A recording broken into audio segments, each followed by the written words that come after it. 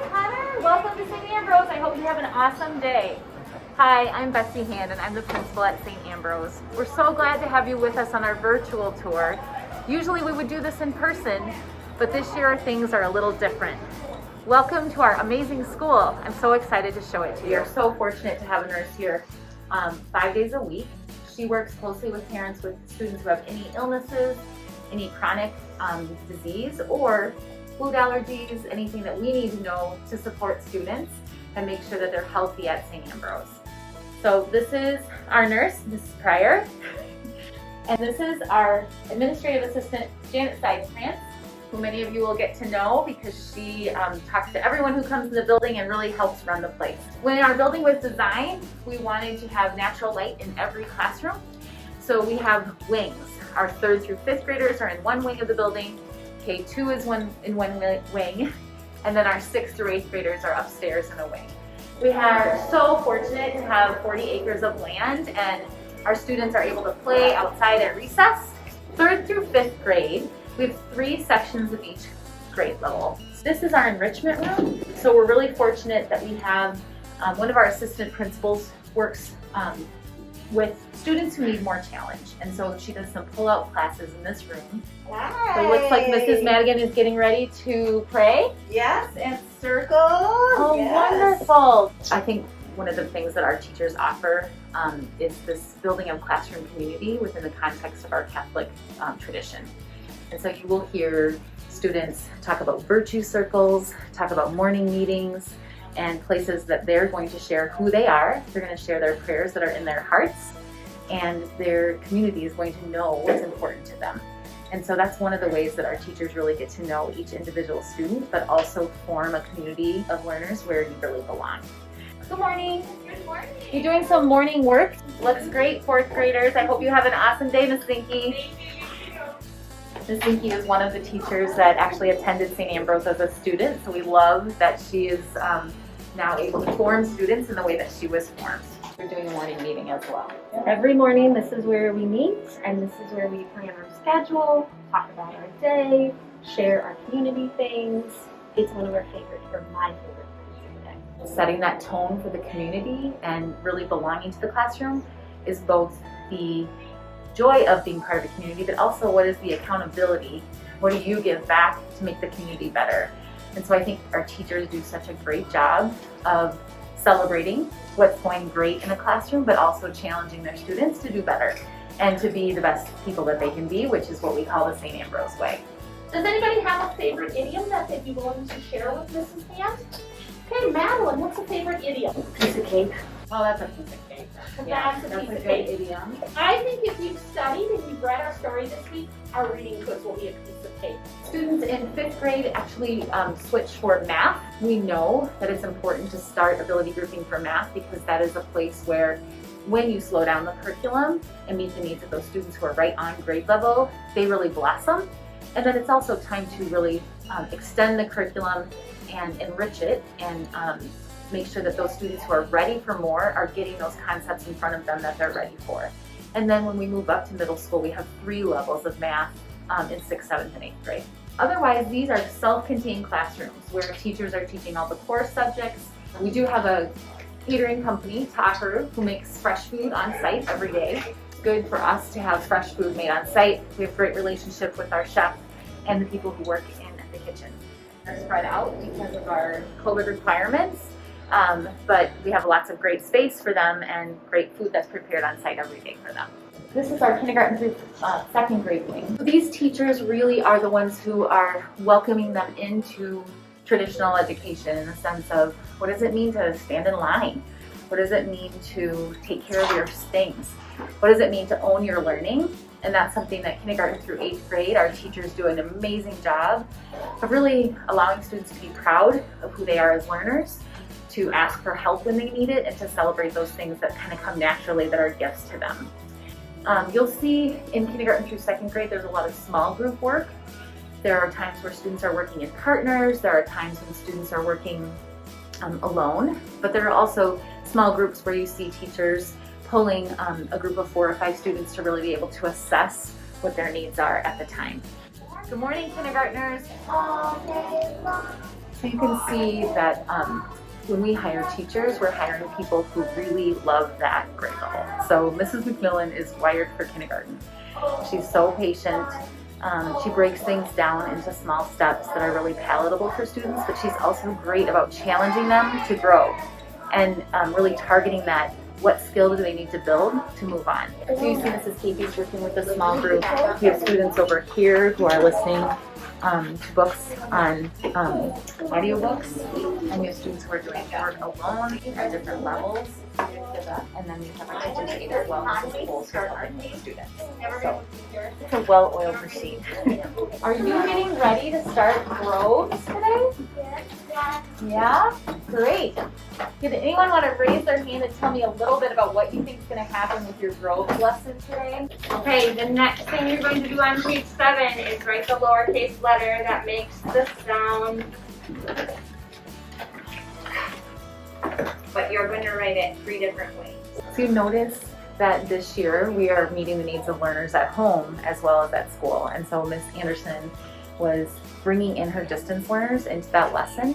So she was getting up close to a camera so they could hear the sounds that she was making and bringing them into the lesson that's happening here at school. So again, we've asked a lot of our teachers this year, and they have responded with amazing professionalism and just commitment to meeting the needs of all of our learners. You can see that we have our allergy alerts posted on the outside of our classroom just so we're all in tune. We also have shared space with our faith formation program so that they're aware of what allergies our students have when they're here at night. We do have teachers' aid in kindergarten this year who are working to support those teachers and again challenge those learners who are ready for more and work a little bit on those students who are reaching those standards for especially language arts and math is our focus. We also have learning specialists in kindergarten through 5th grade. We have a learning specialist who works with all of those grades, and then we have a 6th, 7th, and 8th grade learning specialist as well. Students in 6th, 7th, and 8th grade, it's more subject focused, so the teachers are experts in their subject area. You'll need to use your meter stick for that.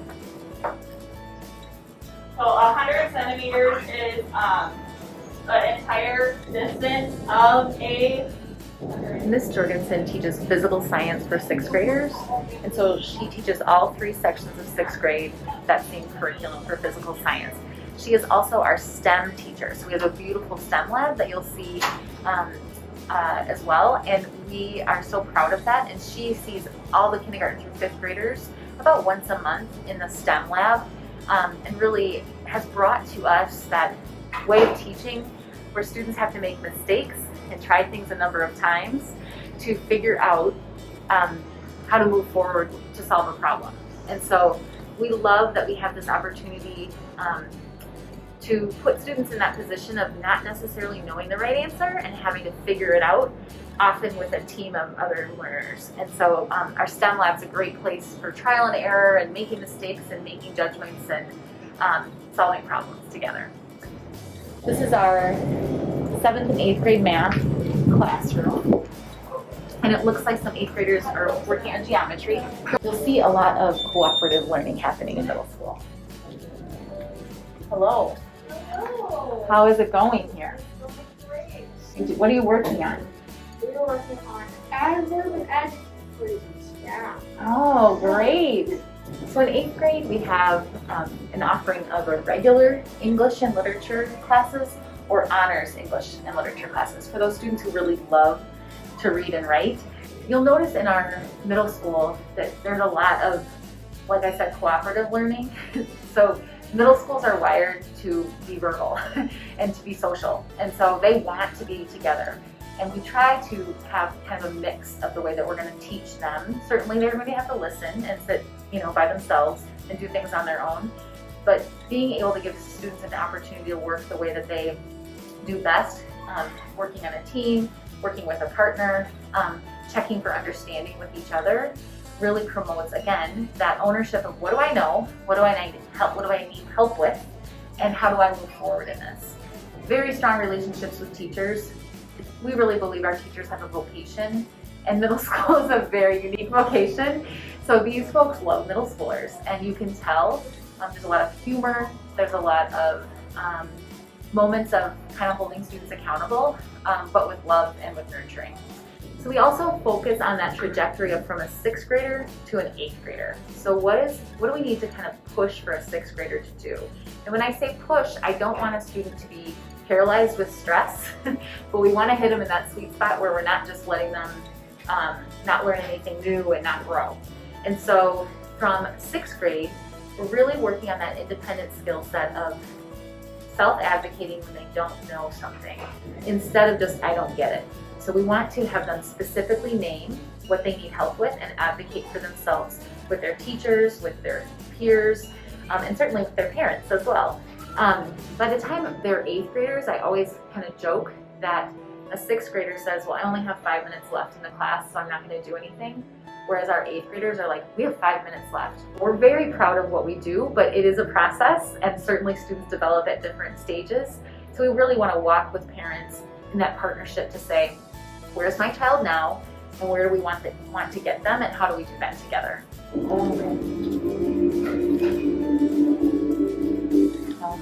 You're watching a documentary about Saint Padre Pio.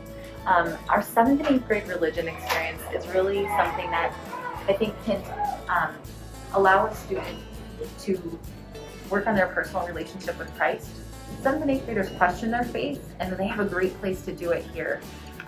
We have, you notice in that class, we have our youth minister, Bree, is in there with the teacher, Melissa Schisler. Father Peter visits with 8th graders, Father Ben visits with 7th graders, and it really allows students to start to learn about their faith, but also to understand the why they believe what they believe, and really start to craft that for themselves.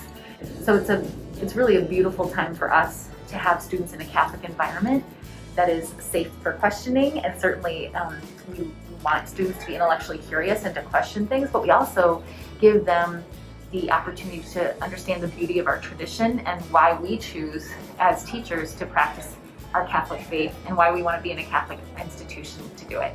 Students have specialist teachers, so we have twice a week Spanish and once a week art, twice a week physical education. This year we paused our music program because of our COVID protocols, but are hoping to add music back into our classroom next year. We also have band as an extracurricular. We have an excellent band instructor, really puts high school level music in front of our students. We also have other extracurricular activities, both academic and athletic, for students to be part of. This is our extended day room, and we are really grateful to have a wonderful staff who plans great activities for our students before and after school, and we also have a summer program. Our school day starts at 9:10 and goes till 3:50. Extended day is open from 6:30 in the morning till before school, and after school till 6 o'clock. This is our church. So we are so fortunate to have this beautiful place. We have 2 just amazing priests who value Catholic education and really partner with us. They know our students. And so their homilies are really targeted for what children would need for growing their own faith and just how they act in life, the choices that they make. Thank you so much for visiting St. Ambrose. I look forward to the day where we can be on campus together doing tours in person. But in the meantime, if you have questions or anything that you want to know more about, don't hesitate to call us in the school office. We hope that you want to join our St. Ambrose family. Thank you.